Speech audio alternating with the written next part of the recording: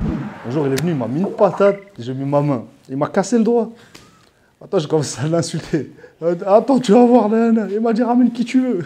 On caillera.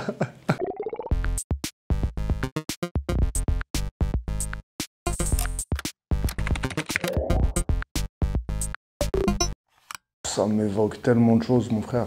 Ça m'évoque tellement de choses de malade. Je sais même pas quoi te dire carrément. La FF, Funky Family, si Dieu veut, classique intergalactique, c'est un de mes premiers CD. C'est là que j'ai découvert la musique, vraiment pour de vrai. Il y avait Ayam avant eux, mais celui-là vraiment il m'a traumatisé. Salif, Salif c'est pour moi un des meilleurs, si ce n'est le meilleur rappeur français, toute catégorie confondue. Mobb Deep, mes classiques, de fou. Hell on Earth, tout ça, Famous Mob, grosse influence, grosse influence, très grosse influence sur moi. Et ROH2F, le Code de l'horreur, pour moi un de ses meilleurs CD, hein. Un de ses meilleurs CD, si ce n'est le meilleur. Après moi j'ai connu le Code de l'honneur aussi, c'était un tout autre registre, c'est deux projets très différents, mais le Code de l'honneur il m'a fait la même sensation, peut-être même plus que celui-là, tu vois.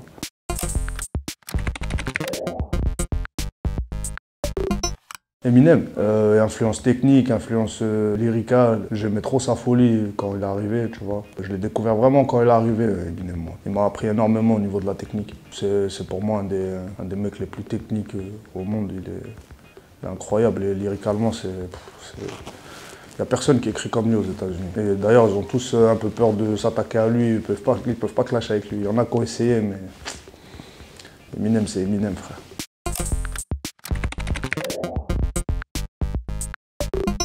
Série de malades. Vous avez bien enquêté sur moi. Oz, série de fous. Je me suis buté à ça. Je trouvais que cette série avait quelque chose que les autres séries n'ont pas, tu vois. C'était très intelligent la manière dont ils amenaient chaque épisode, à chaque introduction. Il y avait une morale. Tous les épisodes, ils avaient un titre bien précis. Et ils expliquaient le titre dès le début, avec des grandes métaphores, des trucs de fou. C'est une des séries les plus hardcore qui existait. Après, ça remonte, hein. Je me rappelle, ça passait le jeudi soir, tard. Moi, j'avais pas le droit de regarder. Fallait que j'attende que tout le monde dorme. Mais j'allumais la télé en scratch, je coupais le son. C'était obscur, hein. Je kiffais, c'était incroyable.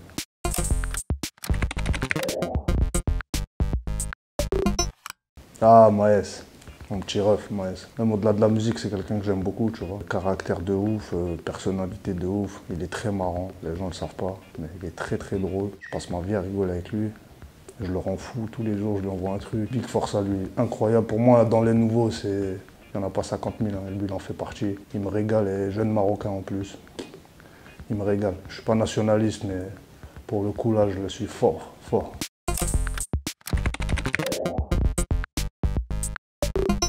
Ça, c'est mes déviances musicales que tout le monde ne comprend pas toujours, tu vois. CeeLo Green, pour moi, c'est un des meilleurs chanteurs au monde, tu vois, actuellement. Et ce groupe-là, Gnarls Barkley, c'est une équipe que, je sais pas comme ça, je connais pas trop l'histoire du groupe. Et ils font des clips très épurés avec des instruments. C'est même pas des clips, pour moi, c'est une mise en scène musicale, tu vois. Et voix de malade. Il y avait un autre titre que Who's Gonna Save My Soul, j'aimais beaucoup, mais il y avait un autre titre qui s'appelait Transformer. Incroyable. Ouais, c'est des sons de bonhomme avec quoi je fais de la route. C'est des sons de grands voyous pour moi, ça. Il dit des trucs de ouf dans le message. Après, je comprends pas tout. Mon anglais, il est un peu bancal, tu vois. Il parle de la drogue, il parle de beaucoup de choses. Pour moi, c'est une des plus grosses voix au monde, CeeLo. Et il a une vraie voix, une vraie identité dans sa voix.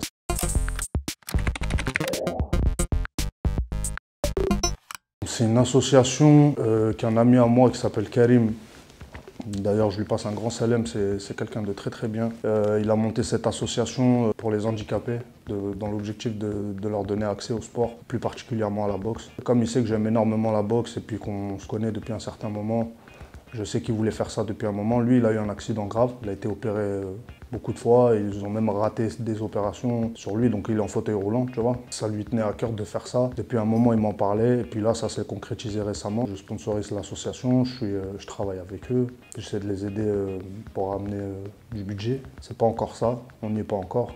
Je suis en pleine promo, je sors mes albums et tout, donc c'est un peu compliqué en ce moment. Mais dès que j'ai un peu de temps libre, je vais me mettre dessus et ça va être très sérieux. Là, on a déjà commencé pour récolter des fonds, essayer d'acheter du matériel pour aménager les locaux, justement les lieux, de sorte à ce que les handicapés puissent avoir accès et que ça soit très facile à gérer. Et je suis fier de ça, je suis très très fier de ça, très très fier.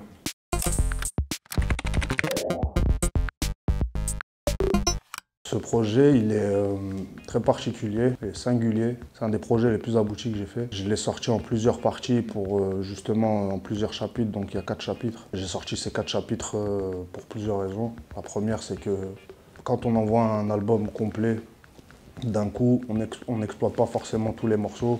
J'ai constaté sur moi et sur d'autres que à chaque fois qu'on prend un album, il y a 2-3 sons qu'on va aimer et puis le reste, on apprécie, mais on apprécie à moitié, comme dirait Fred. Mais maintenant, avec cette manière de faire, on a plus le temps de savourer les projets. On a potentiellement plus de singles que les gens pourraient apprécier éventuellement, dû au fait qu'il n'y ait que 4 titres par projet. Les gens ils sont vite tentés de remettre pour comprendre les cheats, c'est plus facile. Donc au niveau de l'exploitation, c'était mieux. Au niveau du marketing, c'était mieux. D'exploiter l'album avant la sortie, ça, pas beaucoup de monde y avait pensé, tu vois. Les gens, ils envoient des singles en général. Là, j'ai envoyé ça à la manière de single, mais dans des formats 4 singles, plus costauds, plus consistants, des morceaux différents. Sur ce projet, il n'y a aucun morceau qui se ressemble, tu vois. Il n'y a aucun morceau qui ressemble à un autre. Peut-être un ou deux à la rigueur, un peu la même couleur, mais j'ai vraiment essayé de faire quelque chose de très varié. Et en termes de marketing, en termes de business, en termes d'exploitation, en termes d'écoute, en termes de tout, c'est avantageux. Donc la stratégie, elle fonctionne et je suis très content. Et je pense qu'on va réitérer ça sur les prochains projets, je pense, s'il y en a.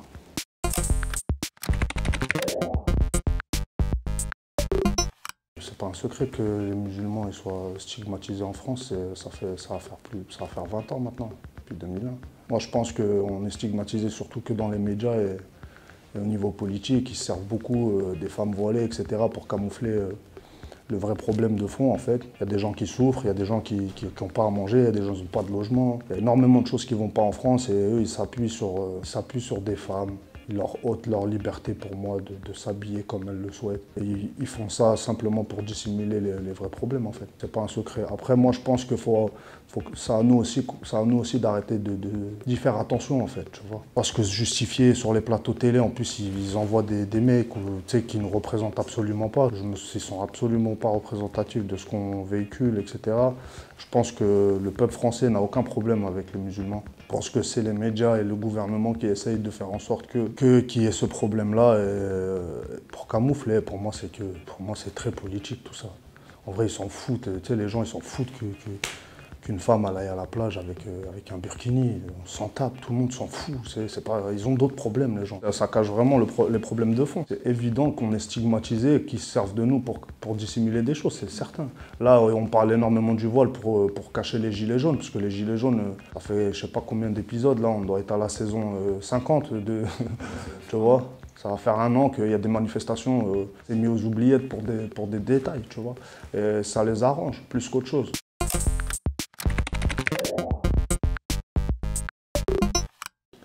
Tupac, pour plusieurs raisons. Tupac, c'était un avant-gardiste, c'était un révolutionnaire, même dans sa manière d'être. Il voulait porter les gens du ghetto vers le haut. C'était un artiste de malade. Il a eu énormément de déboires avec la justice, avec la presse, etc. À un moment, ils ont essayé de le terminer. Il est resté fort face à tout ça. Il est mort à 25 ans. On a l'impression qu'il a vécu 5 vies, le mec, tu vois. Et au-delà de ça, pour moi, c'est une légende. Tupac, c'est le légendaire. C'est la personne à qui il ne faut pas toucher, à mes yeux. Tu peux me faire des débats, Biggie, Tupac, ce que tu veux. Biggie était un excellent artiste, simplement Biggie, c'était pas un symbole comme Tupac pour moi. Tupac, c'est vraiment un symbole. Des mecs du ghetto qui s'en sortent, qui essaient et qui défendent leur cause. Même l'histoire des Black Panthers, etc. Par rapport à sa mère, c'est sa mère qui était Black Panther. Pour moi, ça rajoute une plus-value à son rap, tu vois. Un rap d'écorché, un rap de revendication. C'est lui la première mentalité thug, hein. C'est lui le premier vrai thug. C'est lui, frère. C'est lui le premier Losa, le premier thug, c'est lui. Il n'y en a pas d'autre avant lui. Il n'y en aura peut-être pas d'autres après lui, je pense. Et Zizou, Zizou, frère. Excuse-moi, mais Zizou, ouais, Zizou, c'est la légende de tout le monde en France. Zizou, c'est la légende de tout le monde. 98, on a tous sauté au plafond, tu vois. On a tous transpiré à cause de Zizou. Et même quand il a fini sur Materazzi, j'ai trouvé ça trop Kaira. J'ai dit, ah ouais, je l'aime trop ce mec. Et je l'aime trop ce mec. C'est une Kaira, Zizou. Bisous, Zizou. Je t'aime, frère.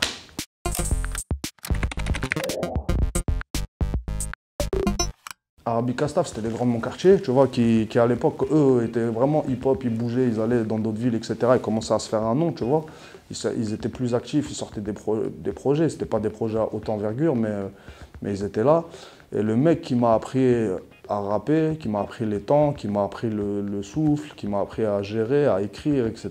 Il s'appelle Mounaïm, tu vois. Et il faisait partie de ce groupe-là. Mounaïm, ce frérot, il a disparu depuis 2003, on ne sait pas où il est, tu vois. Ce mec-là, il a chamboulé ma vie. Et il a chamboulé la vie de plein d'autres mecs dans mon quartier. Il venait nous chercher au collège, il nous amenait au studio. Et oui, effectivement, il tapait dans mon ventre comme ça. Pendant que je rappais, devant le micro, il tapait dans mon ventre, mais à m'en faire mal, tu vois. Et à un moment, j'ai craqué. Je lui ai dit, wesh, pourquoi tu me tapes? Il m'a dit, parce que la rage, elle vient du ventre. La rage, elle vient pas de ta bouche, là. Donc, rappe avec ton ventre. Rappe avec ta rage. Et il m'a fait comprendre plein de choses par des petits gestes. Et puis ce mec-là, il venait nous chercher, il nous emmenait à la piscine.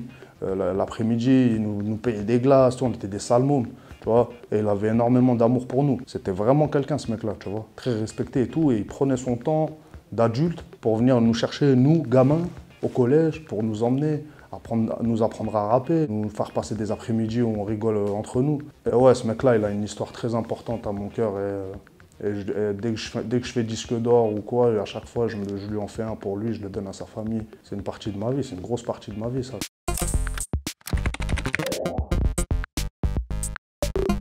J'ai été en centre de formation et là-bas, c'est là où en fait, ils avaient énormément de gens de l'équipe de France, etc. Tu vois. Et moi, j'ai été au centre de formation, j'ai été faire les tests et tout. J'avais l'opportunité d'aller là-bas, ça a été refusé parce que j'étais trop turbulent à l'école. C'était à l'école, il y avait sport, il y avait ça, et moi je m'amusais, et le prof il a bugué sur moi, il m'a dit mais t'es archi fort. Dans un premier temps il m'a dit viens en faire avec moi l'UNSS, en club, etc. J'ai refusé. Et dès qu'il m'a dit que ça m'enlevait des heures de cours, et qu'en fait au lieu d'aller à l'école j'allais aller faire ça, j'ai accepté direct. J'ai dit allez, on fait du badminton, du ping-pong, de la natation, ce que tu veux, mais juste sortez-moi de là.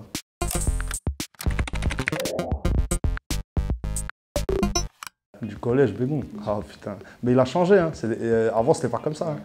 Avant, c'était le hood, mon frère. Oh là là, c'était incroyable. Tu sais, dans ma classe, gros, voilà, un témoin oculaire, tout, je te ramène. Dans ma classe, il y avait des impacts de balles. Impact de balles dans le volet, impact dans le plafond, la tête de ma mère. Les gens, ils venaient péter un câble, ils tiraient dans l'école. C'était un collège de ouf, ça. Non, marteau, c'était moi. Marteau, c'était ma sécurité. C'était très violent, fallait voir. Hein. C'était violent. Puis moi, je faisais partie de ces gens-là, tu sais. Voilà, donc il fallait se défendre. Je venais à l'école avec un marteau dans mon cartable. Je disais ça dans l'autopsie, mais c'est la vérité. Hein. Bon, ils m'ont renvoyé, mais après, j'avais un professeur qui s'appelait Monsieur Wabi, c'était mon prof d'arabe. Et lui, il pétait un câble, il disait, mais c'est pas possible. Si vous le virez, je me casse, tu vois. Il a dit, ouais, c'est un de mes meilleurs éléments. Si vous le virez, il est hors de question que je reste, tu vois. Et pour lui, c'était la pédagogie avant tout. C'était, ouais, ok, ils sont cons, mais ils sont très intelligents, ces petits. Et c'est pas en leur disant t'es con et en les rejetant que vous allez en faire des gens plus intelligents. Donc lui, ça lui tenait à cœur, cette éducation-là, le fait d'être derrière nous. Lui, il nous tapait carrément. Il était violent, directement. Moi, il me mettait devant, il venait, il passait, il mettait des grands pointus dans les tibias, je rentrais chez moi avec des boules. Un jour, il est venu, il m'a mis une patate, j'ai mis ma main. Il m'a cassé le doigt. Attends, j'ai commencé à l'insulter. Attends, tu vas voir, nana. Il m'a dit, ramène qui tu veux. En Kaira. Il voulait monter en l'air. J'ai insulté sa mère, il m'a coursé.